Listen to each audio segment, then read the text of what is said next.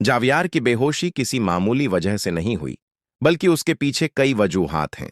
उसकी वजह सिर्फ सोहा नहीं, बल्कि वह तमाम परेशानियां हैं जिनका जावियार मुसलसल सामना कर रहा है। एक तरफ झुरका बार बार नंबर बदलकर और मुख्तलिफ लोगों को इस्तेमाल करके जावियार और सोहा की खुशियों को तबाह करने की कोशिश कर रही है। दूसरी जानिब जारा के घर खुशी आने वाली होती है, क्योंकि वो मां बनने वाली होती है। लेकिन अचानक जारा घर जाती है और उसकी तबीयत बहुत खराब हो जाती है। डॉक्टर भी यह कह देते हैं कि शायद वह बच्चे को ना बचा सके। यह खबर जावियार के लिए बहुत बड़ा सदमा साबित होती है।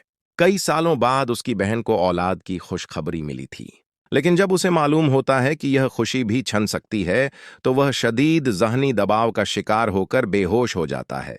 उसे फौरी तौर पर अस्पताल मुंतकिल किया जाता है, जहां उसका इलाज शुरू हो जाता है। जावियार की यह हालत देखकर सुहा बहुत ज्यादा फिक्रमंद हो जाती है।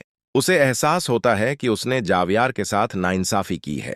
वो सोचती है कि जावियार ने हमेशा उससे मोहब्बत की, उसे सबके सामने इज्जत दी, इसके लिए बहुत कुर्बानियां दें, लेकिन वो उसकी कदर न कर सकी। अब जावियार की बेहोशी के बाद सोहा को उसकी अहमियत का अंदाजा होता है। दूसरी तरफ जुमल भी शदीद परेशानी में मुब्तला हो जाती है। एक तरफ उसका भाई अस्पताल में है और दूसरी तरफ उसकी बहन की खुशियां खतरे में पड़ गई हैं। जब सोहा उससे बात करने की कोशिश करती है, तो जमल नाराजी से कहती है कि वो उसके करीब ना आए, क्योंकि उसने हमेशा जावियार को तकलीफ दी है।